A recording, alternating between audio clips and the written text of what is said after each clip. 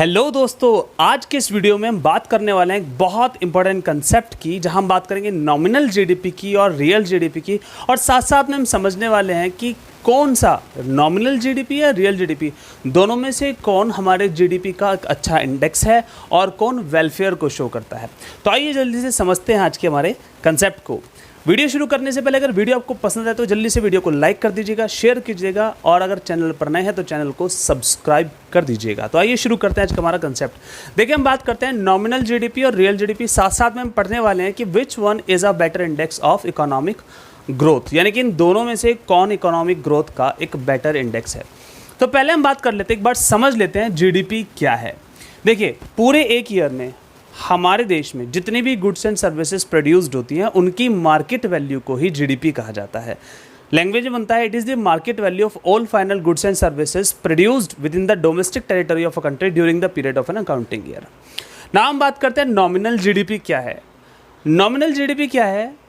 अगर हम current year prizes में जीडीपी कैलकुलेट करते हैं तो उसको नॉमिनल जीडीपी कहा जाता है, और अगर हम बेस ईयर प्राइजेस पर जीडीपी कैलकुलेट करते हैं तो उसको रियल जीडीपी कहा जाता है। तो नॉमिनल जीडीपी और रियल जीडीपी को एक बार एग्जांपल से समझ लेते हैं। देखिए, मैंने कहा जीडीपी, एक ईयर में हमारे देश में जितने भी गुड्स एंड सर्विसेज प्रोड्यूस्ड हुई हैं उनकी मार्केट वैल्यू जीडीपी है। फॉर एग्जांपल हमने लिया, मान लीजिए एक ईयर में हमारे देश में 3 चीज़ें प्रोड्यूस की गई, ए, बी और सी। और प्राइजेस की अगर हम बात करें तो मैंने यहाँ 2 अलग अलग प्राइजेस लिए हैं। एक प्राइजेस लिए हैं 2011 और 12 जिसको हमने कहा है बेस ईयर प्राइजेस, और एक हमने प्राइजेस लिए हैं 2018 और 19 जिसको हमने कहा है करंट ईयर प्राइजेस। तो अगर मैं कहूँ कि हमें करंट ईयर प्राइजेस पर जीडीपी निकालना है तो देखिए जीडीपी क्या है। पहला, गुड्स ए बी सी, कितनी क्वांटिटीज़ प्रोड्यूस हुई हैं? ए की 30 क्वांटिटी, बी की 20 क्वांटिटी और सी की 10 क्वांटिटीज प्रोड्यूस हुई हैं। तो अगर हमें जीडीपी निकालना है तो हमें इन सब की मार्केट वैल्यू कैलकुलेट करनी होगी। तो मार्केट वैल्यू कैसे निकलेगी? Quantity into price. तो अगर हम इन दोनों की इनटू करते हैं तो देखिए कितना आता है 60, इन दोनों की इनटू करते हैं तो 60 और इन दोनों की इनटू करते हैं तो आता है 40। तो अगर हम टोटल करते हैं तो आता है 160। यानी कि अगर हम देखते हैं इस प्राइस पर हमारे देश में जितनी भी गुड्स एंड सर्विसेज प्रोड्यूस हुई हैं उनकी टोटल मार्केट वैल्यू 160 है, यानी कि यह है जीडीपी। तो एक साल में हमारे देश में जितनी भी गुड्स एंड सर्विसेज प्रोड्यूस हुई हैं उनकी मार्केट वैल्यू तो हो गई जीडीपी। अब अगर यही जीडीपी करंट ईयर प्राइजेस पर निकाला जाए तो उसको नॉमिनल जीडीपी कहते हैं। करंट ईयर प्राइजेस पर निकाला जाए तो नॉमिनल जीडीपी, और अगर बेस ईयर प्राइजेस पर निकाला जाए तो रियल जीडीपी। अब हम बात करते हैं करंट ईयर कैसे है और ये बेस कैसे है। तो देखिए 2 ईयर दिए गए हैं, 11 और 12, 18 और 19। तो अगर हम देखते हैं दोनों में से करंट ईयर कौन सा है? ये करंट ईयर है। तो अगर हम इस प्राइस पर जीडीपी निकालते हैं तो बन जाएगा नॉमिनल जीडीपी, और अगर इस प्राइस पर जीडीपी निकालते हैं तो बन जाएगा रियल जीडीपी। ठीक है, तो आइए यहाँ समझ लेते हैं। हमने क्वांटिटी 18 और 19 ली है और इसकी करंट ईयर प्राइजेस के साथ इनटू की है। तो जब इन दोनों की इनटू करेंगे तो जो जीडीपी आएगा उसको कहेंगे नॉमिनल जीडीपी, राइट।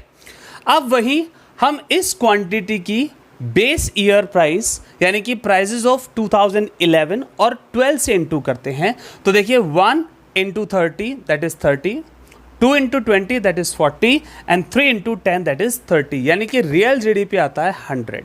अब समझने वाली बात है, नॉमिनल जीडीपी है GDP at current year prices और रियल जीडीपी है GDP at base year prices.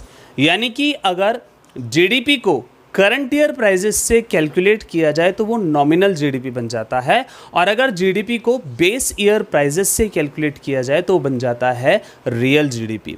अब आप यहाँ एक डिफरेंस देखिए, अगर हम करंट ईयर प्राइजेस पर इस क्वांटिटी का जीडीपी निकालते हैं तो आता है 160, और अगर बेस ईयर प्राइजेस पर इस क्वांटिटी का जीडीपी निकालते हैं तो आता है 100। अगर आप देखते हैं तो दोनों जीडीपी में 160 माइनस 100 यानी कि 60 का डिफरेंस आ रहा है ना। अब ये बात यहां समझते हैं। देखिए, ए प्रोडक्ट के प्राइस 2011 और 12 में 1 रुपये थे, जबकि 2018 और 19 में 2 रुपये हो गए हैं, यानी कि प्राइस बढ़ गए हैं।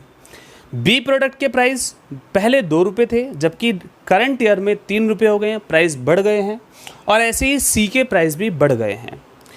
रियल जीडीपी क्या कहता है? रियल जीडीपी कहता है कि रियल जीडीपी में प्राइस कांस्टेंट होते हैं और केवल आउटपुट के चेंज होने पर ही रियल जीडीपी बदलता है, जबकि नॉमिनल जीडीपी में प्राइस बदलने पर जीडीपी बदलता है। वही बात हमने यहां समझी है कि अगर हम देखते हैं तो करंट ईयर प्राइसेस ज़्यादा हो गए हैं, तो अगर हम इससे क्वांटिटी की इंटू करते हैं तो जो भी जीडीपी आ रहा है वो बेस ईयर के कंपैरेटिव काफ़ी ज़्यादा है। यानी कि अगर पुराने प्राइस पर चीज़ें खरीदते हैं तो चीज़ें सस्ती पड़ती हैं, लेकिन अगर करंट ईयर प्राइसेस पर चीज़ें ली जाती है तो उनको कहते हैं महंगा। तो इसीलिए कहा जाता है कि नॉमिनल जीडीपी इन्फ्लेशन का कारण हो सकता है, जबकि रियल जीडीपी प्राइस से अफेक्ट नहीं होता। रियल जीडीपी केवल आउटपुट से अफेक्ट होता है। अगर आउटपुट बढ़ जाएगी तो रियल जीडीपी भी बढ़ जाएगा। ठीक है, अब आइए इस कंसेप्ट को थोड़ा सा डिटेल में समझ लेते हैं। देखिए यहाँ पर डिटेल दी गई है। पहला पॉइंट, नॉमिनल जीडीपी अगर हम देखते हैं 2018 और 19 का कितना आता है? 160 आता है। रियल जीडीपी देखते हैं तो कितना आता है? 100 आता है। There is only monetary difference. Monetary difference का मतलब है क्वांटिटी दोनों की सेम है, क्वांटिटी में कोई चेंज नहीं किया गया है, फिर भी नॉमिनल जीडीपी और रियल जीडीपी के बीच में डिफरेंस आ रहा है। तो ये डिफरेंस केवल प्राइजेस की वजह से है, क्वांटिटी की वजह से नहीं है। नेक्स्ट पॉइंट यहां पर दिया गया है, nominal GDP is affected by change in prices. Nominal GDP अगर प्राइजेस बदल जाते हैं तो नॉमिनल जीडीपी चेंज हो जाएगा। बिल्कुल आपने यहाँ पर देखा है कि प्राइजेस पहले कुछ और थे और अब कुछ और हो गए हैं, तो प्राइजेस के बदलने से नॉमिनल जीडीपी बदल जाता है, जबकि real GDP is affected by change in the level of output. Real GDP केवल आउटपुट के लेवल से बदलता है, प्राइस के लेवल से नहीं बदलता। अब ये तो हमारी टेबल की बात हो गई। हमने ये पता लगाया नॉमिनल जीडीपी कैसे निकालना है, हमने ये पता लगाया रियल जीडीपी कैसे निकालना है।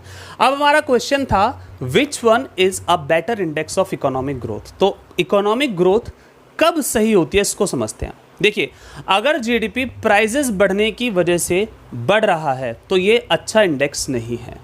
कारण क्या है कि अगर प्राइजेस लगातार महंगे होते हैं और जीडीपी बढ़ रहा है तो इससे सिर्फ और सिर्फ इन्फ्लेशन आती है, जिसकी वजह से चीज़ें गरीब लोगों की पहुंच से दूर हो जाती हैं और कहीं ना कहीं हमारा वेलफेयर नहीं हो पाता। लेकिन रियल जीडीपी प्राइस की वजह से नहीं बदलता। रियल जीडीपी बदलता है सिर्फ और सिर्फ आउटपुट की वजह से।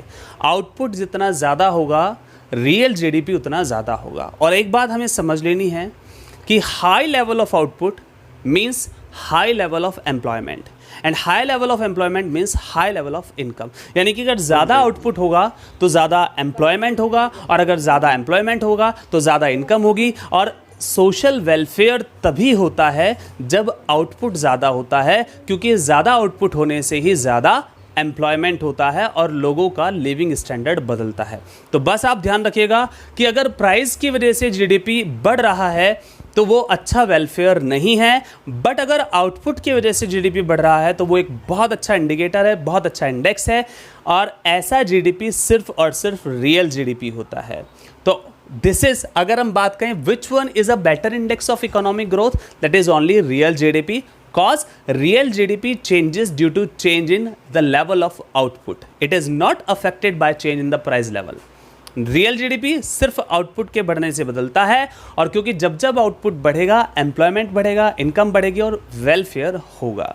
तो आई होप आपको ये समझ में आ गया हो कि नॉमिनल जीडीपी और रियल जीडीपी क्या होता है, और साथ साथ में आपको ये भी समझ में आ गया हो कि कौन बेटर इंडेक्स है इकोनॉमिक ग्रोथ का, तो वो है रियल जीडीपी।